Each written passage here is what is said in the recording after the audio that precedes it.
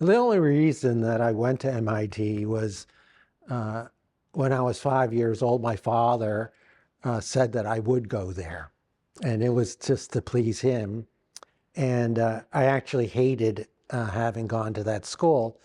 And if it had not been for a stroke of luck, my career in photography would have never existed. In my sophomore year, I randomly took a photography class, and I did not know who the instructor was, but it happened to be one of the great American photographers, Minor White. And after just a couple of weeks in his class, my life really changed. He was the first artist that I had ever met. He was also the first gay man that I ever met. And he was a wonderful teacher, extremely generous and encouraging. And so it was only after spending time with him that I really wanted to be a photographer. And after MIT, I took a year off and eventually applied to some graduate schools. I was lucky enough to be accepted by Yale, and then I had as my teacher there Walker Evans.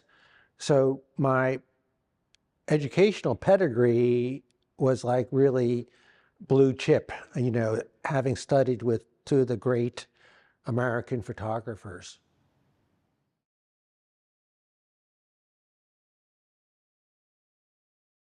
With Minor White, he instilled a love of all things photographic, and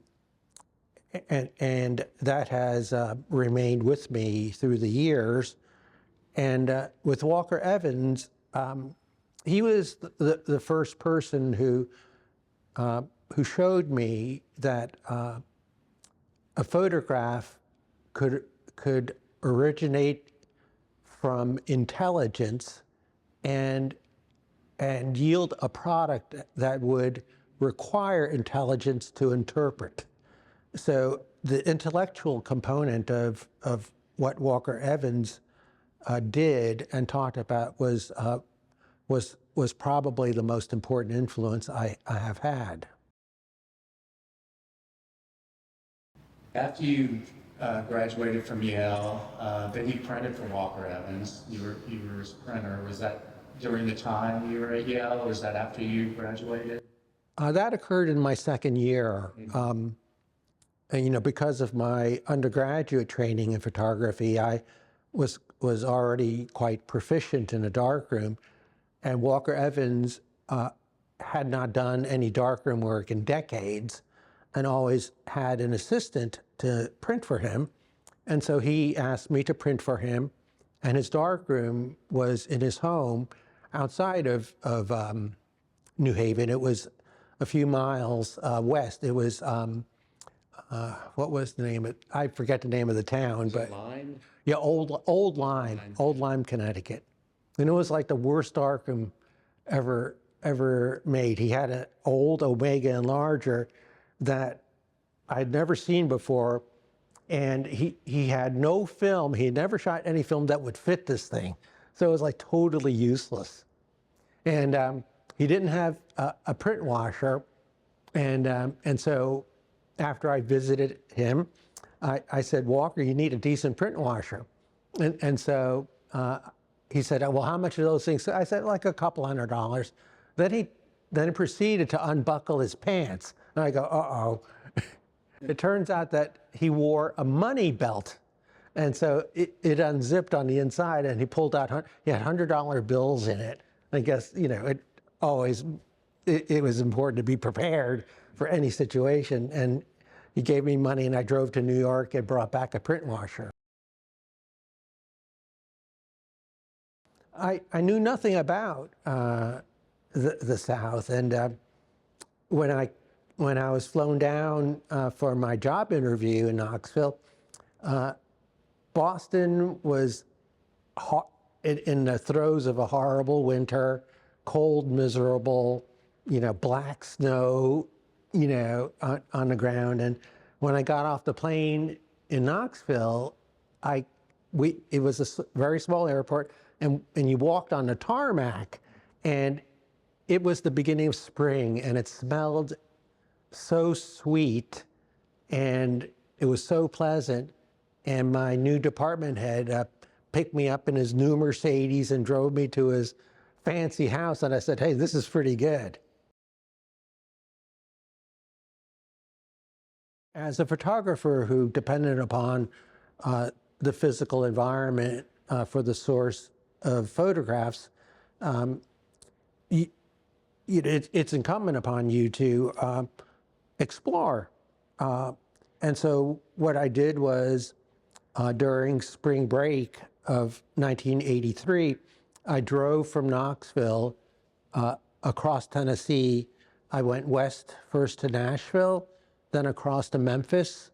And from Memphis, I drove down along the Mississippi River to New Orleans, and then across the Gulf Coast into Tallahassee, and from Tallahassee back north through Georgia and home again. And on this trip, I took maybe 350 4x5 pictures. And when I developed them and looked at the results, it confirmed to me what I had suspected while I was shooting, and that was that I felt most interested in photographing in Black communities. And so that was how it started, and with each subsequent trip that I would make, I became more enthralled and more compelled to work on this project. So it was the sort of thing that wasn't really scripted, but it just kind of took over, and I worked on it really hard for those years.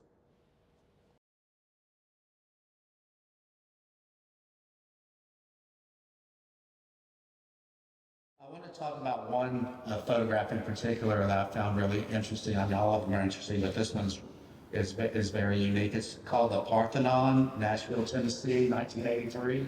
Yeah, that picture is special to me because it was the first good one that I took. And there's one thing that is oftentimes forgotten, and organizations like your museum is in part responsible for perpetuating this myth. It's that afterwards, it's always easy to like cite how great this work was, how important it was, and how the talent of the artist was able to just conjure this up. But in reality, it's never like that. When I arrived in Nashville, it was in the late afternoon. There was still plenty of light in the sky, and I saw this Parthenon, and I was like thrilled because here it was, the Parthenon unscathed. I mean, the frieze was intact. I mean, there weren't, falling down columns around. It was like perfect, and not only was it intact, it also had an air-conditioned gift shop, in the basement. So I was like, I thought it was such a coolest thing. And so I knew I had to photograph there. And what I did was I took a couple of architectural views of it, but then I wanted to be smart. And what I did was I would back off from it and try to include something in the foreground, which when juxtaposed would give it a kind of irony or humor. And so I saw first another column that had fallen apart and was strapped together with steel bands, and I juxtaposed that against the whole building, and I knew that was really dumb and it would not be a good picture, but when you're a photographer, you don't say no. You keep going, because even though the picture that you've just taken is never going to be used, you're hoping that it will give you a notion of what to take next. It's always a succession of choices that are presented to you, and you want to do everything possible to maximize those choices. So after I took that, I saw a bald guy, and I put him in the foreground. And this was equally unsuccessful. And after I had done that one, I saw a guy, I don't know why he did this, but he had brought his weight set to the park and began to, like, work on his biceps, and I go, this is like crazy. So I put him in front of the Parthenon to do this, to in part as a memory as a child of seeing the Hercules movies, when Hercules had the chains and was pulling down columns and whatever. And so and then it started. Then twilight began, and to my delight, these Klieg lights began to shine, and they're the kind of lights that have to warm up. They first glow kind of orangey, and they slowly, maybe taking like 5 or 10 minutes before they're fully bright. And as I was waiting for a balance between the illumination provided by the artificial lights and then the dimming sky, I wanted a balance between those two lights. A family with 4 kids walked by, and I asked, "Would you mind if have your kids stand over here in the foreground?" So that's how that picture came about. It wasn't, anything that I had known I would do, but it turned out that, given all the other possibilities, this one was a gift. And so that was a lesson about how good work is accomplished in photography. There is no preconceived notion. There is no known path. You have to just have faith in the process and pursue it to the end.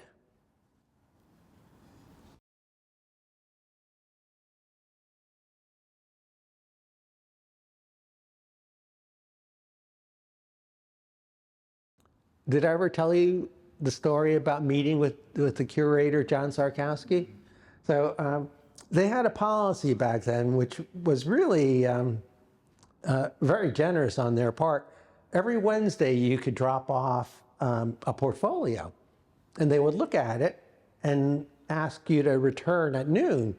And so I dropped it off at 9. I came back at noon, just expecting my pictures to be thrown out on the sidewalk. And much to my surprise and delight, the receptionist asked me if I would like to see Mr. Sarkowski. And John Sarkowski was the Pope of photography. I mean, he was the kingmaker.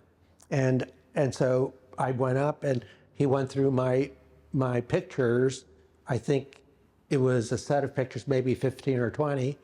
And he picked out 2, and he said, the museum would like to own these. And I go, "Oh, wow, fantastic." And he said, "Well, how much?" And I said, $100.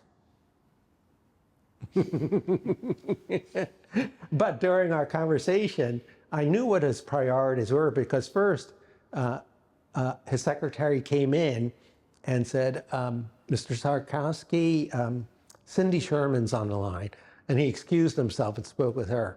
And then a few minutes later, he returned again and said, "Somebody wants to donate some Lee Freelanders."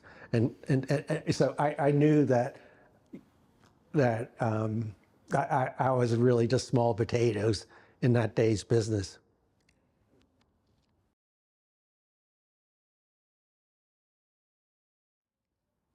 That's great. Actually, Bernie Imes told me he first heard of you through John Sarkowski when he, I guess, did the same thing in that 80s. I don't know how long that lasted, but I think when Bernie took some of his work to MoMA. John Sarkowski said, well, do you know who Baldwin Lee is? And Bernie told me that story a few months ago, that that's how he learned about your work. Yeah, both. You know, we were in a the galleries would have a little section for like new acquisitions, and so he and I were in the same show. Oh wow. Yeah.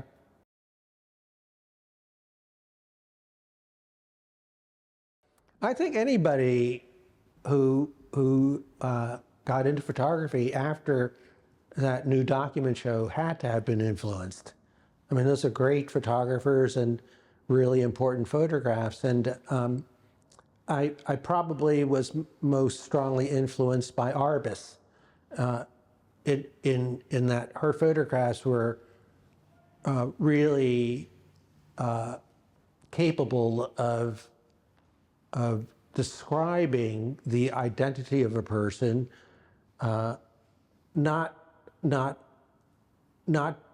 about their exterior appearance, but who they really were and how they fit into her time in a cultural, psychological, and personal way.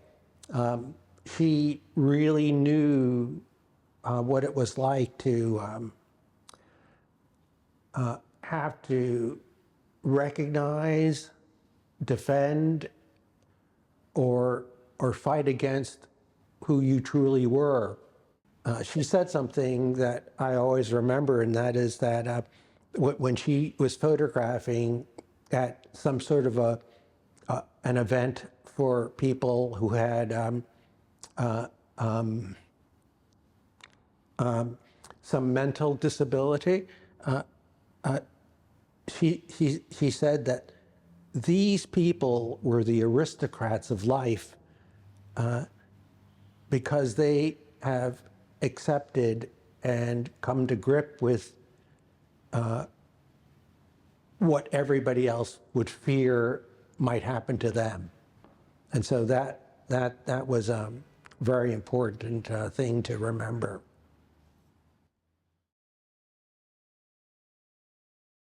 The car was important, but there were two other things that were important too. One was when I was doing this project, the price of gasoline was affordable. If gasoline had been expensive, I may not have been able to do all of the driving that I did. And the other thing about driving is that you need a map.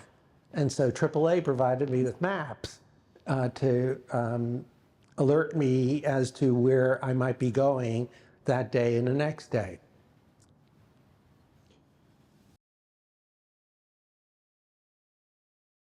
In the course of working, you don't really know what you're doing and whether you're in the middle of it or the end of it. But I was beginning to get signs that I had finished.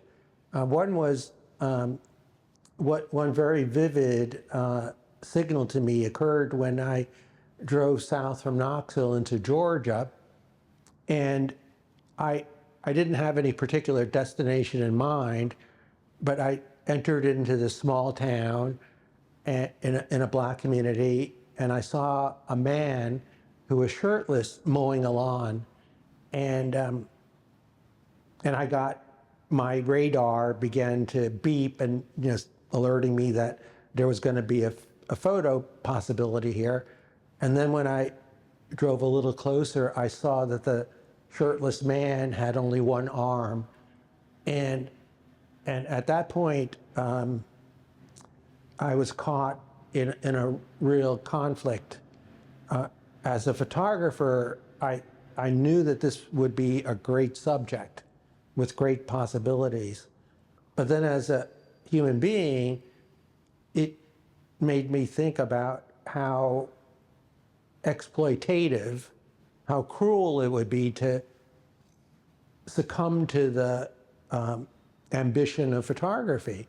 So I knew that making a picture was less important to me than being a decent person. And then in a broader sense, I had really become exhausted from doing it. Going and into communities and meeting people and talking to people, the stories are they're so tragic that you want to, it's hard to continue. During this project, my wife Maureen and I were going to have our first child, and my mother in New York offered to buy us furniture for the nursery, and we thought, in Knoxville, with a plethora of antique shops, that maybe we would look at some antique baby furniture. And then we realized governmental standards, OSHA, specified that the width between the slats of a crib could be no greater than 2 1/8 inches, a very specific dimension, because that was the dimension of a baby's head, that it would not fit through to get caught. And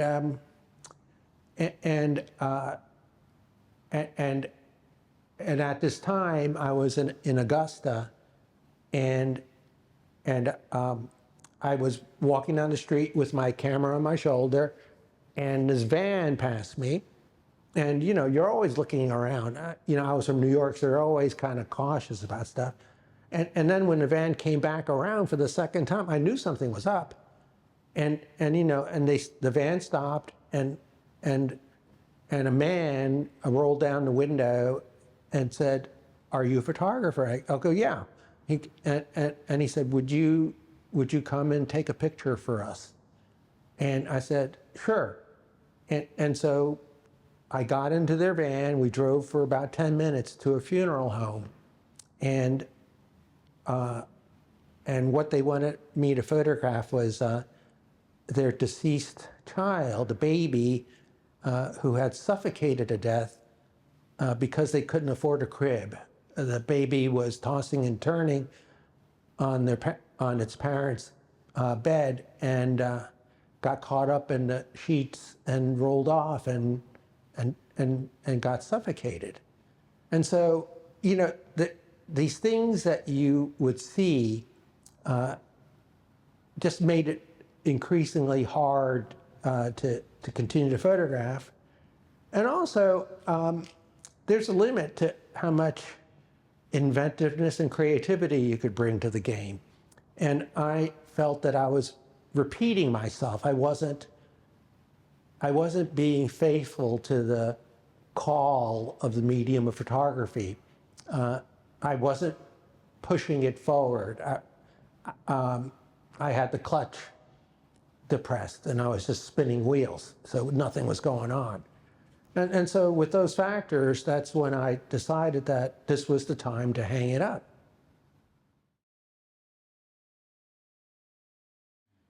People still, when I talk about this in gatherings, people will still respond with incredulity and sometimes even anger. Why don't you make more of these? How can you do this? And I go, I had very personal reasons to do this project and very personal reasons to stop.